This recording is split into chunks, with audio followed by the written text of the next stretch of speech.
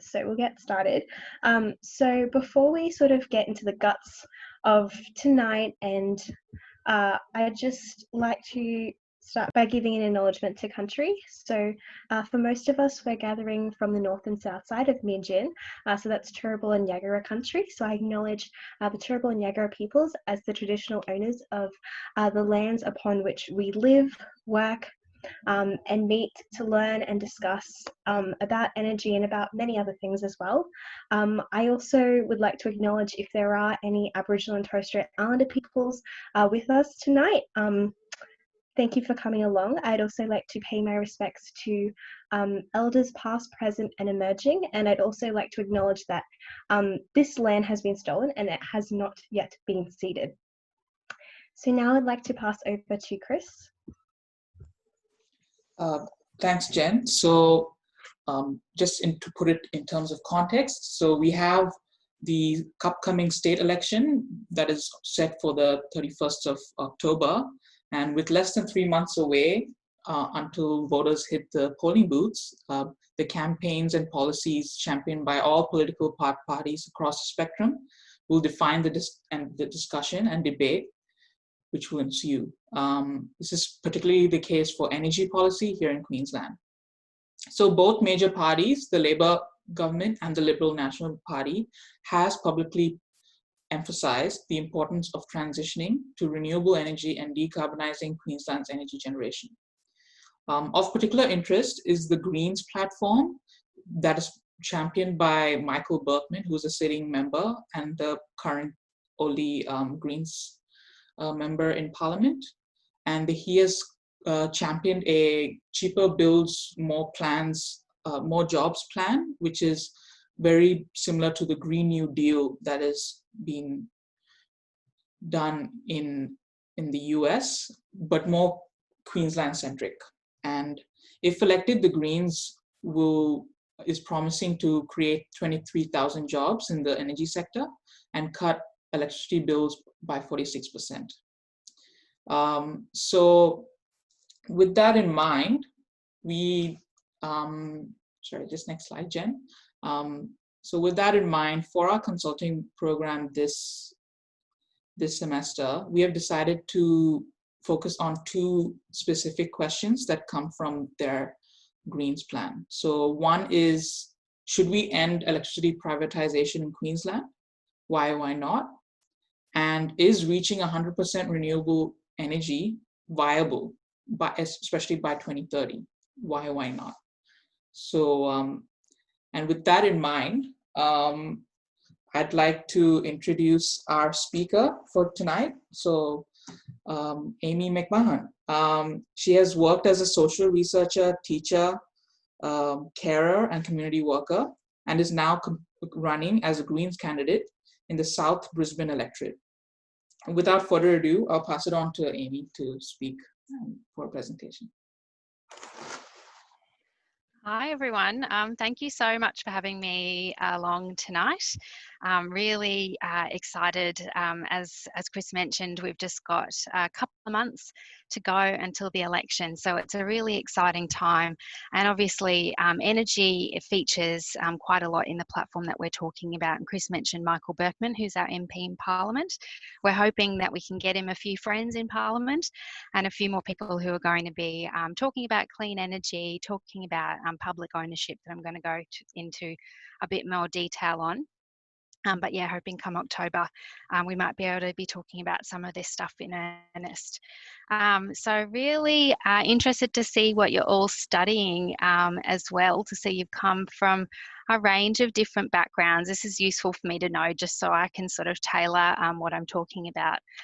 So some of you are doing engineering, environmental management, international relations, a really interesting mix. I did a Bachelor of Social Science and Sociology at UQ a few years ago.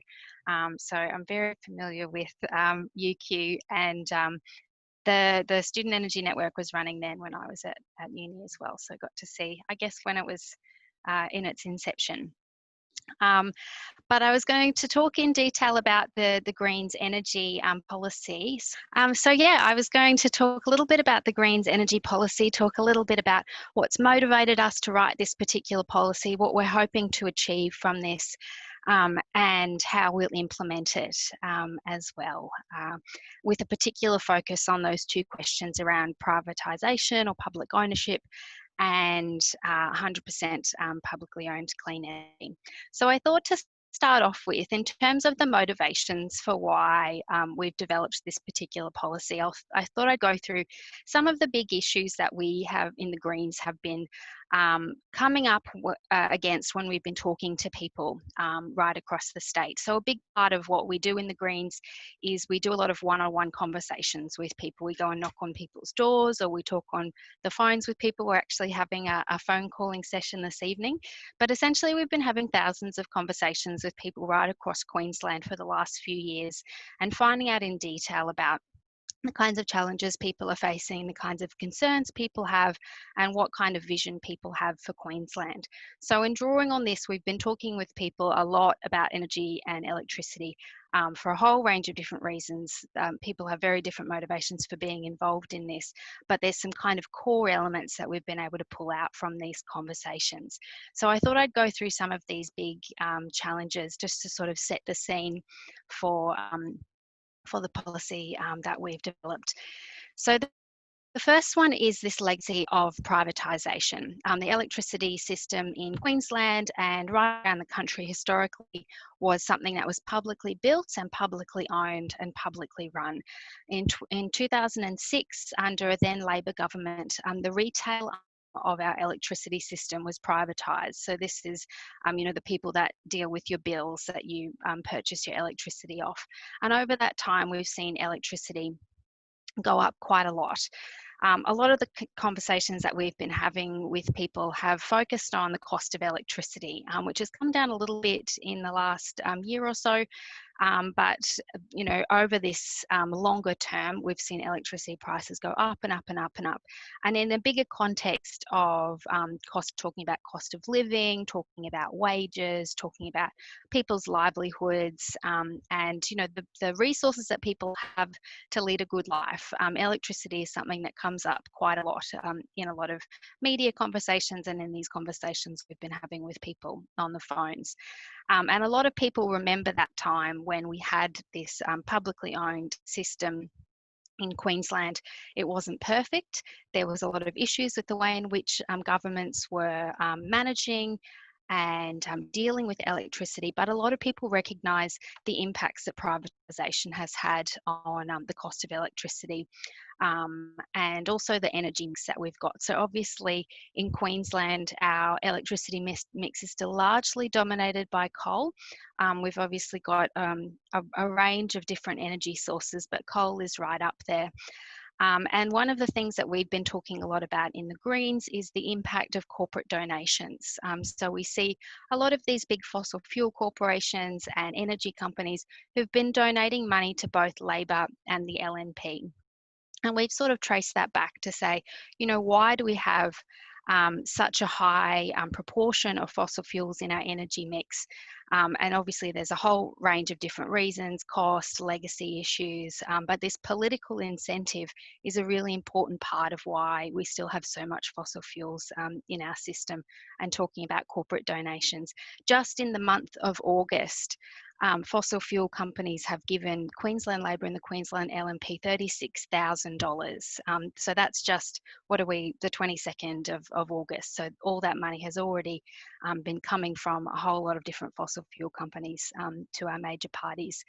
At the moment in Queensland, we're not on track to meet our renewable energy target, which is 50% by 2030. So we're not on track to meet that quite modest goal already. And then we start to get into questions around unemployment and the broader economy. And you mentioned earlier there's some links to the Green New Deal, which I might talk about a little bit about in a second, but talking about the way in which our energy system is linked to a broader economy and jobs as well. We know we have an unemployment crisis in Queensland, particularly in rural areas. There's parts of outback Queensland where youth unemployment, for example, is at about 25 to 30%. So really epidemic levels of unemployment. And obviously what we've seen in rural and regional areas is a lot of concern from people who have historically relied on coal, fossil fuels, electricity generation for jobs, and the welfare of their towns and the existence of these rural towns as well. And so obviously people are quite concerned about that. And having that at the forefront of our minds is something that the Greens have been thinking a lot about. If we're going to have this transition to clean energy, how are we going to be supporting people who have, done the hard work to be providing us electricity and energy for decades? How are we now going to, be giving support back to those people as we make this transition?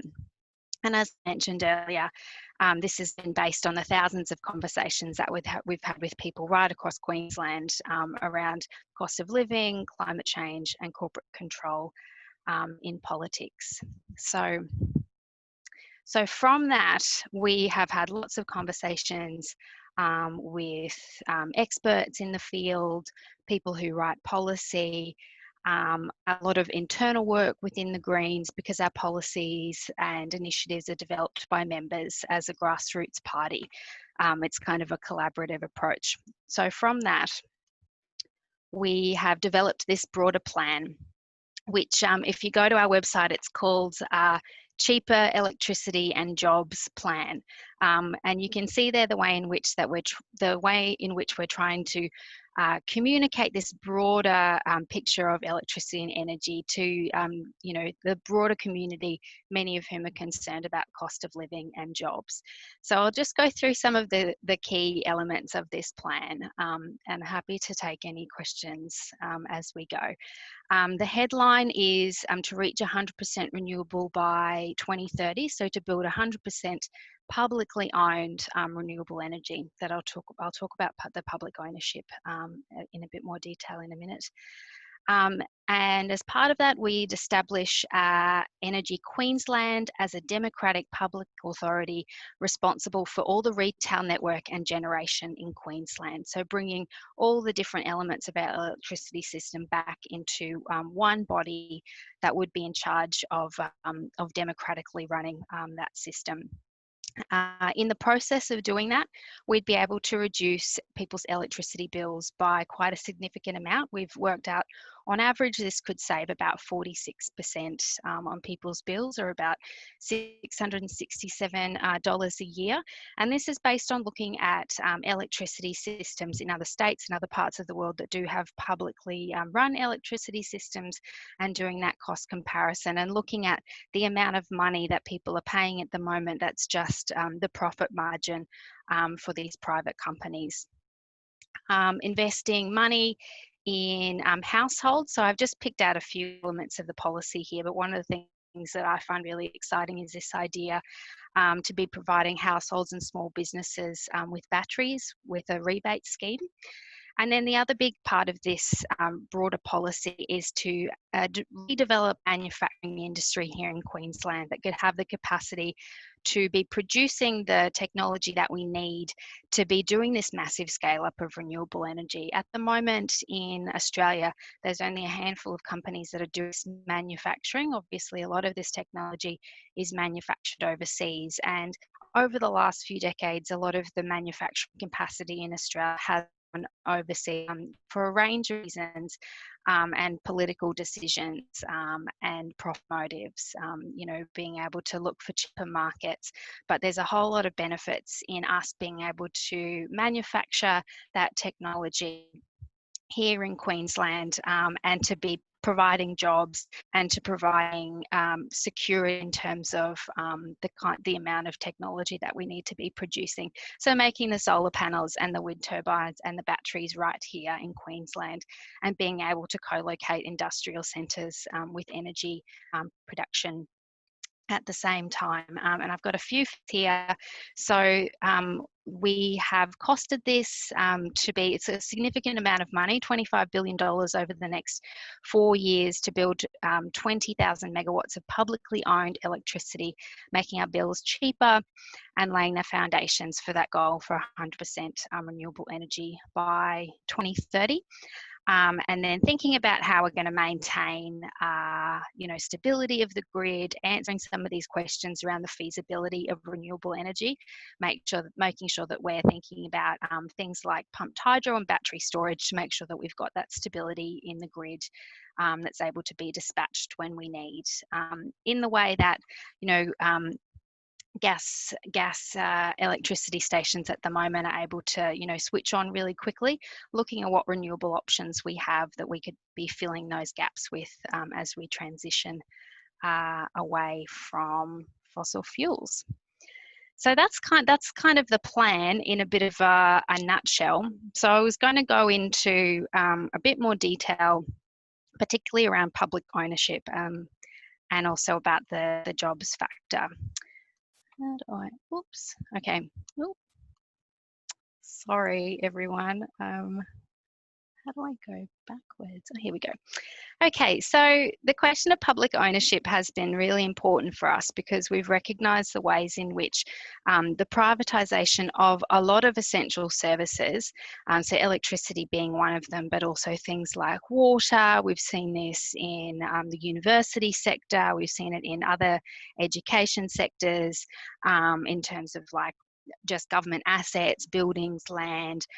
A lot of governments over the last few decades have been pursuing this policy of privatisation, selling off public assets, being able to, get a bit of a sugar hit of money into the government, which obviously eventually is gone, and the public doesn't have that asset to rely on anymore, as opposed to keeping these assets in public hands that are there forever. And sort of looking at the ways in which we have a public healthcare system that, we recognise healthcare as a human right that everyone should have access to. Similarly with education, primary school and high school, we have publicly run facilities that everyone's able to go to get a good education. And we've in arguing that electricity similarly is an essential service that should be in public hands. It shouldn't be in the hands of private companies to make profit from. It also shouldn't be in the hands of private companies that make decisions that, the broader community has no input into. When we go and vote at election time, governments will come out with their policies around healthcare and education, and there's ways that we can have input into writing policy. Obviously, it's not perfect. The Greens have been talking a lot more about expanding democratic control. But when you have a private company who owns something as essential as electricity, essentially we have no say in decision making that goes on around those services. So as I mentioned before, privatisation of electricity in Queensland has seen prices get a lot more expensive.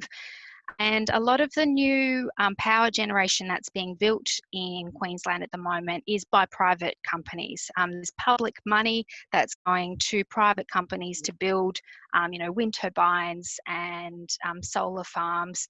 That will be producing all this, great clean energy, but still has this issue where we'll be paying our bills and that money will be going into a private company, it will be going into the pockets of a wealthy CEO, it might be going to shareholders, or it'll just be going to profit and into offshore bank accounts. A lot of the new projects that are being built in Queensland at the moment are foreign owned, so that's money that's coming out of our pockets and will be going overseas.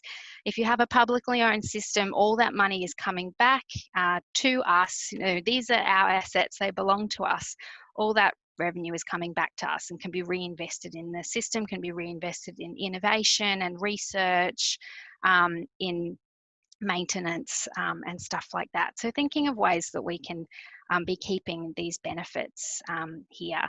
There's also a fair bit of evidence to show that that if you have public ownership, services are run more reliably and safely when they're under that democratic control. Some of you might have seen what happened in California last year with their wildfires.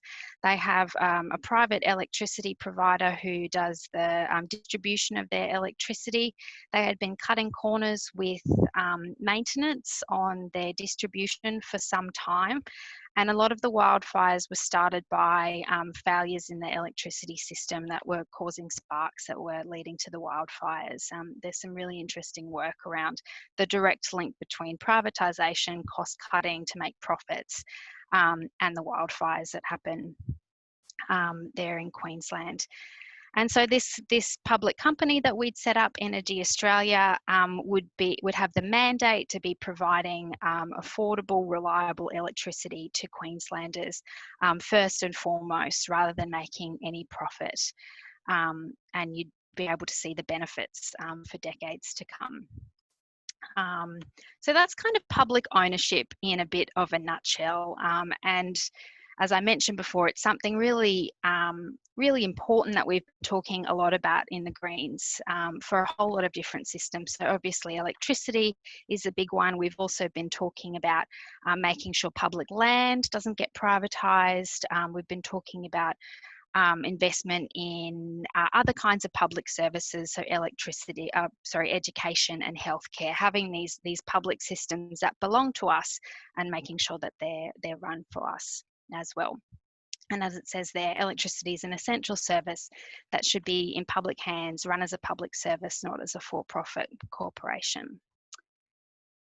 So I thought I'd also just touch briefly on the question of jobs, because you mentioned earlier this concept of the Green New Deal. I'm sure a lot of you have heard about this, but the Green New Deal is an idea particularly coming out of the States, where they're talking about the ways in which public investment can be used to have this kind of green transition with all this new green technology that has a whole lot of flow-on benefits for the community. So also investing in education, in housing, and in employment and jobs as well. So you've got this whole package of renewal.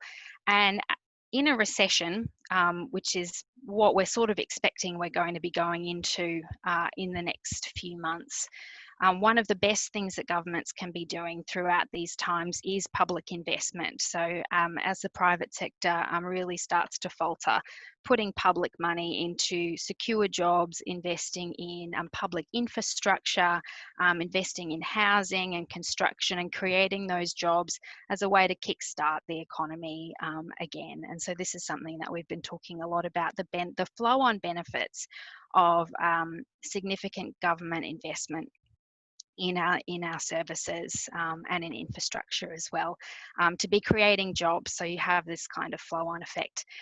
Yeah, as I've mentioned here, we're probably heading into a recession, and we really need job creation and also measures to bring down the cost of living.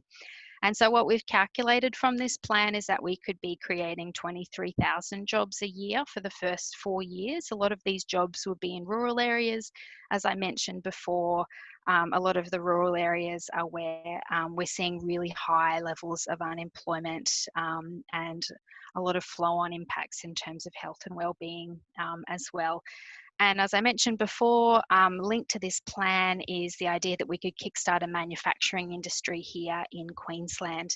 And so areas around Townsville and Mackay that have traditionally, relied a lot on coal mining and the resources sector could be transformed into these kinds of thriving renewable energy hubs and be providing the basis for a new manufacturing industry. And being co-located with where electricity is being produced as well. So for me, this is really exciting because it's not just about talking about climate change. It's not just about talking about how we're going to produce the electricity. It's talking about the broader benefits and making it meaningful for people's lives, and talking about, how this could be beneficial for all of us, and something that could be really valuable to be looking at in the next few years. So obviously we're going to be campaigning hard on this platform over the next few months, and we're hoping, as I said before, that we can get a few people in Parliament who can be pushing this forward on the basis of having thousands of conversations with people right across Queensland. So that is the presentation. I'm really happy to take any questions. Also, I have my email address on here. If anyone wants to take a screenshot of that, and if you have any questions, I'd be really happy to have a chat with you as you're going through the consulting program. If you think that that's helpful, I'd be really happy to provide any other resources and answer any questions that you might have. The big that I haven't talked about is how we'll pay for it. There's a lot of information on our website about making sure we're making big corporations pay their fair share. So talking about mining royalties and talking about the banks and talking about property developers as well. It's the other big factor in here, but I thought it was just out of scope for the focus of what you're talking about. But if you do have any questions about that, I'd be really happy to talk about that as well. So yeah, I'll hand it over to you.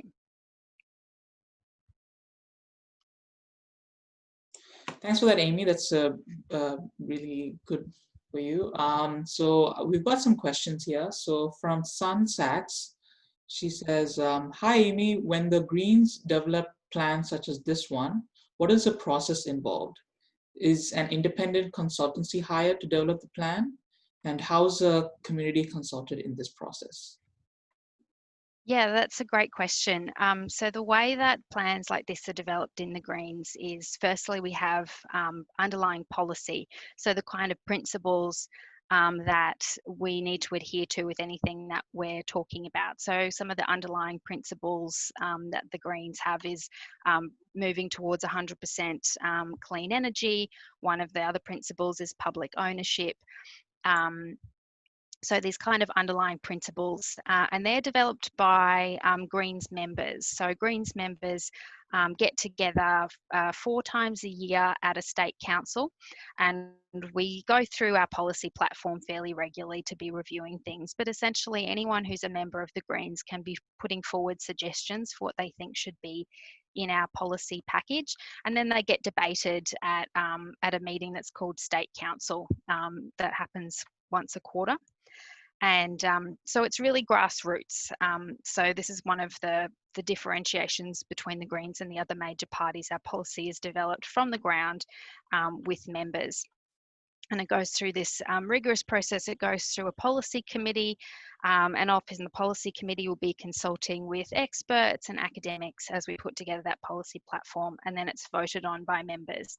And so that provides the kind of underlying basis for what we'll talk about. And then come election time, we are having lots of conversations with people. We're having lots of conversations. We go door knocking and we're talking to people. We're talking to people on the phones. For candidates like me, we're going along to a lot of community meetings and meeting with different community groups. And then from there, we start to get a sense of like what's going on at the moment that we need to be responding to. And then we look at our policy platform, we go, okay, these are the underlying principles. What is needed now based on those principles that we can be putting forward for the community and for Queensland. And so then we have a team inside the Greens who starts to develop initiatives and packages like this. And they will be having conversations with academics, they'll be having conversations with Greens members, they'll be having conversations with people at the door as we start to refine the kinds of packages that we're putting together. And then that goes through a review process internal to the party, and then might go into Parliament for the Parliamentary Library to like check our costings. The Parliamentary Library can be putting together some research as well. So that's what we're really lucky to have Michael Berkman in Parliament as well. And we have some money that we set aside specifically for policy development. And then once it's ready, then it gets announced. Michael Berkman will, make some comments in the media. We put information out on our website and start to have a bit more of a conversation with people about it. And I guess this is a bit of an iterative process as well, because often once we announce something, we get really good feedback, we get really good ideas from people, which will then be folded back into the process for the next few years as we're developing things. So for this particular initiative, this is very similar to something that we put out in 2017 with a few tweaks. And so it's kind of gone through this process over the last 3 years to be really tailored for Queensland and really responding to issues that Queenslanders have been bringing up with us. So I hope that answers the question. Basically, it's a very consultative process, as consultative as we can make it.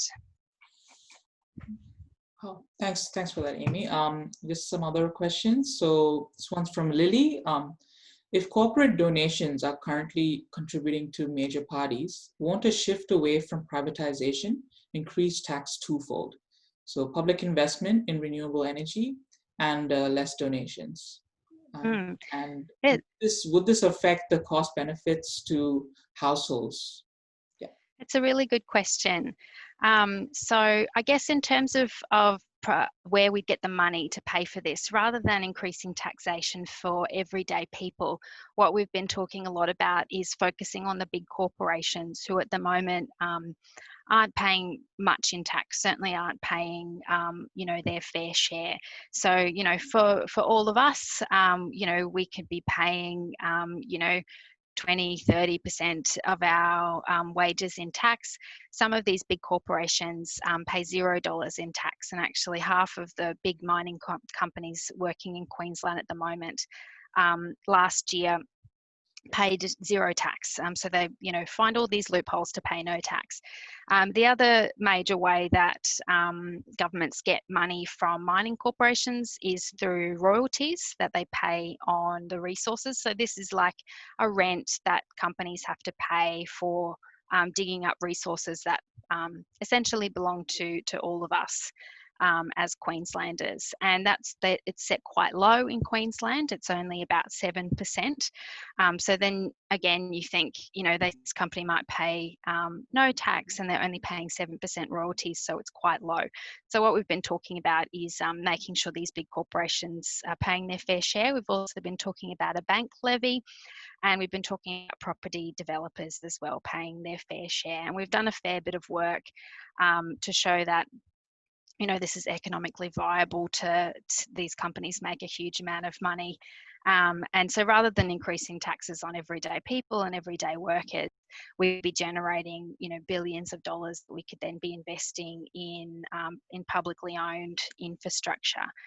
And in the long run, having these services in public hands means that all the benefits are coming back to us. We would still be paying our electricity bills, but it would be going into a government fund that then comes back around to us in the form of maintenance, in new technologies and new research, and extending, as the electricity grid gets more sophisticated.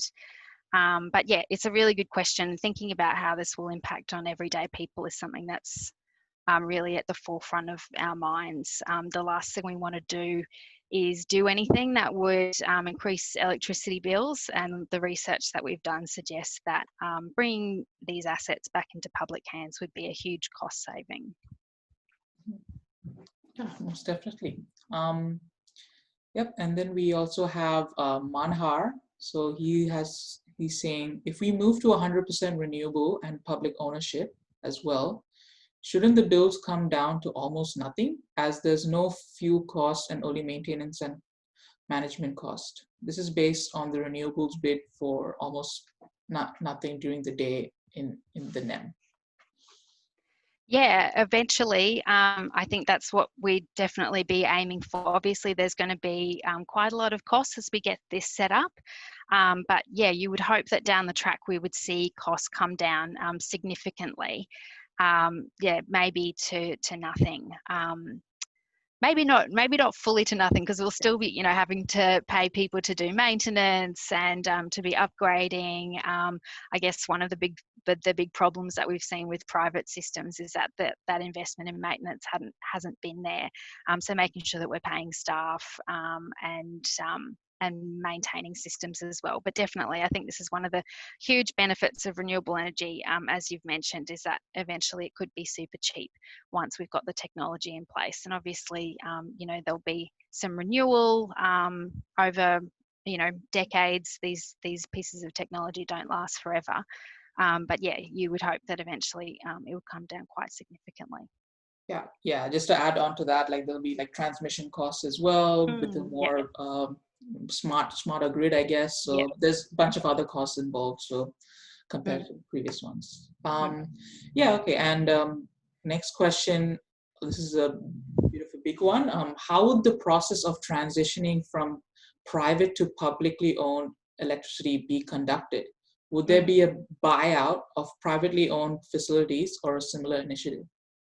Yeah, there would probably be a buyout.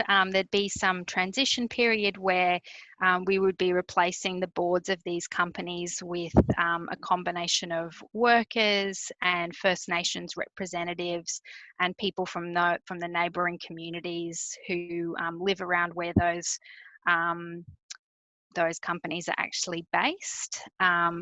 And so replace the board, and then you'd have a transition period as you're bringing all those assets into public hands. I'm just pulling up my notes because I've got a few more details we have been thinking through about how we would do this.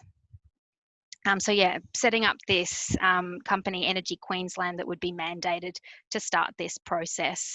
Obviously, we already own a fair bit of generation that's already in public hands in Queensland, but we'd mandate this company, Energy Queensland, to be setting up these boards comprised of electricity workers, First Nations people, regional Queenslanders, and residents from southeast Queensland.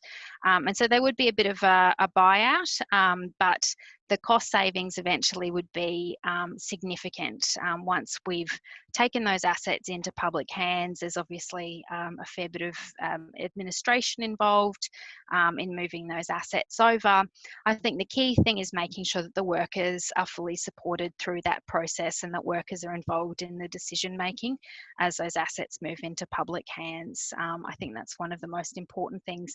One of the big things we've seen over the last few years with coal-fired power stations closing down is that there's very little support at the moment for workers as they leave these factories, and they'll often have people who've worked there for many years who have worked for this private company, and then they get very little support at the end. And so making sure that there's support for workers there as well. And there's a lot of other countries who have been through similar processes where they've been able to bring privatised assets back into public hands. So working in collaboration with colleagues in New Zealand and Canada, where other industries have been republicised or something like that. But that's a great question. Yeah, thanks Fiona for that question. And Lily actually has a follow-up. Aren't these companies very established and powerful? Surely they are not going to be all happy with that shift. How viable is it to get around this? How do you work with these companies? Yeah, that's a really good question, actually. And I think that's one of the big things we've been talking about is the fact that these companies have a huge amount of power in Queensland at the moment. They have a huge amount of economic power. They have a huge amount of political power as well. And we've seen the ways in which big corporations can respond when they feel like they're being presented with a viable threat to their profit and their power. So some of you might remember a few years ago when Kevin Rudd was proposing the mining tax, and the response from the mining industry was brutal. And it was such that in the end, the Labor Party decided to back off and ended up going with a much watered down version of that initial policy. I think one of the important things that we've been thinking about is there has to be clear public support for this. And we know that looking at political surveys, having conversations with people, we know that people across Australia, but particularly in Queensland, are really unhappy with privatisation. You might remember a few years ago when Anna Bligh was Premier, there was a huge backlash to the idea that we were selling off public assets, and it was a huge part of the campaign that got Campbell Newman voted out as well. We know that Queenslanders are really unhappy with assets being in private hands when they should be in public hands. So I think the first part is being able to build that kind of movement and constituency of people who are on board with this, everyday people who are on board with the idea that we would be taking on these big corporations. I mentioned before corporate donations. I think that's a really important part of being able to cut out some of the power that these big companies have in politics. You know, at the moment, these companies will be going along to private meetings with ministers where you pay $5,000 and you're able to sit down with a minister or with the premier, which gets you direct access to decision making, banning things like that. That means these companies have a lot more power than everyday people do in terms of decision making. And then being able to build that constituency on the ground. So going out and talking to people, as I mentioned, it's a big part of what the Greens have been doing, and extending that to be able to be talking to people in rural areas, to be talking to people in communities like Ipswich, for example, which was historically a mining town, and bringing people on board with this strategy. It's obviously not going to be easy. It wouldn't happen overnight. Even if we get some Greens into Parliament in October, this kind of shift won't just immediately happen. This is work that will be happening over the next decade as we have these conversations and bring people on board. But yeah, I think taking on the power of these big corporations is really, really important. One of the things I might be able to share actually that might be of interest to some people is the Scanlon Foundation do an annual survey of political sentiment. And one of the really interesting responses is that the majority of people think that big corporations have too much power and should be paying more in tax to be financial services. And so we've been looking at that kind of research that suggests there's a latent support out there that just needs to be tapped into by having these conversations. But that, yeah, it's a really good question. And yeah, I think it shows you just how these questions around energy aren't just technological, they're really political at the same time. Yeah, sure thing. It's funny you mentioned that, because so we finally have a last question just in the interest of time, because we have to do some other things as well. Yeah, Sophie asks, how do the Greens define what clean energy is? So there's a lot of debate as to how it's defined due to the embedded energy and renewables development.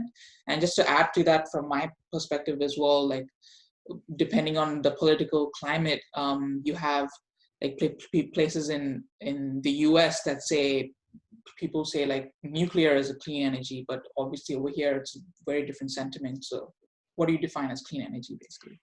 Yeah. So obviously focusing on renewables, so solar, wind, hydro, geothermal, and no questions that coal could ever be, we could never have clean coal or clean gas or anything like that.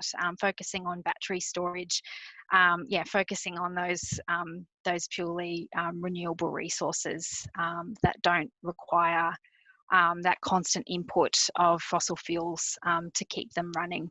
I guess one of the other things to flag when we're talking about renewable energy is that we're still going to need to be mining a whole lot of different resources to be making those technologies.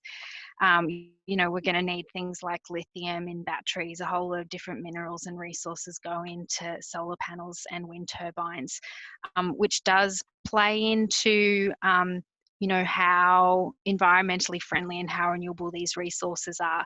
But I think on balance, if the question is we've got runaway climate change, or we've got a well-managed mining industry that's producing the resources that we need to put into renewable energy, I think that's quite a good outcome. And actually that means there's a whole lot of other jobs in what you could call like a green mining industry as well. So yeah, to answer your question, solar, wind, hydro, waves, and battery storage is the focus of what we've been talking about. Okay, and thanks for that, Amy. Thanks for joining us today. It's really amazing. No worries. This is the first time we've had a political candidate to come on to our and we're centering around that. So it's an interesting change for us. We try not to get as political. We have a lot of both sides sort of things. So. Yeah, of course. Yeah, and it's good to, like, I guess, be open-minded and useful for me also to think through, you know, no initiative is ever perfect, and there's also always some like tensions that you're trading off, but you know, aiming for an overall goal is what we're doing here. So yeah, thank you so much to everyone. Thank you so much for your questions. There were some really thoughtful and detailed questions, and definitely has given me some stuff to think about in a bit more detail as well. So I have had a really good time. Yeah, thanks for having me. And yeah, again, if anyone did have any questions or you wanted to follow up, please feel free to get in touch. Yeah, definitely. You have the email there. Maybe I'll just put it in the chat. Yeah, go ahead. But yeah, thanks a lot, Amy. You're free to leave the meeting if you want. Okay. I'm going to go make some phone calls, but for you. yeah, all good. All right, thanks everyone. Have a good night. Yes, this is like the more formal session where we sort of give you a rundown on what consulting is like and what the program is actually going to be about. So consulting is very simply you're in the role of being the technical expert, or just the expert in general, and in this case, your client has come to you asking you to give them your expert opinion based on, you know, your years of research and experience, what the best way forward is, or what you would recommend. So that's generally what you would do. So that's generally your aim as a consultant. And then what that involves is obviously you doing a bit of research to find out what the best way forward is. You might have to talk to stakeholders to find out. And so we try to replicate that experience as best as we can in the UQ-SEN consulting program. So the way the program works is, so we have student teams that we have mostly allocated that are really keen on energy. That's probably a large percentage of you guys currently in the call with us today. You're really keen to sort of get involved in the energy sector and learn more about energy issues. Yes, you guys form teams together, and in your teams you'll be having weekly meetings with mentors. So they are academics here at UQ who have researched about energy, have done years of it, probably wrote like a pretty large PhD thesis on energy poverty, energy systems, you know, the technical aspects on it, energy politics, and they're really passionate about it. So you'll be having meetings with them weekly through Zoom for about a half an hour to a 1 hour slot. And that's why we asked for your availability in the form in the first place. That was to help find mentors that were available for you as well. But to assist you with communicating with your mentors, we'll also have facilitators. So facilitators are previous students who have already done the consulting program. They already know what it's about. They know what is involved to be part of a consulting team, and so they'll be there to be sort of the bridge between you and your mentor, and to also give you a bit of guidance on team dynamics and the sort of things we expect for the final deliverable, for example. So they're a support system that will work pretty closely with you and your team. There's also the UQSEN, it's not on the diagram, but there's also the UQSEN consulting team. So that involves Chris and myself and a few other people in this call who you may see they might have exec in their name, but we're also here to help. So if you have any questions, do reach out to us and email us. So that's generally how the consulting program works. So the next part, I believe, is we're going to get into your teams. So you'll be just going into your breakout rooms with your facilitator, and the aim of it is to just introduce yourself, tell them, what your name is, what your degree is, what you're looking to get out of the program, and also get each other's details. So a way of contacting each other so you can work together over the next few weeks on the consulting program.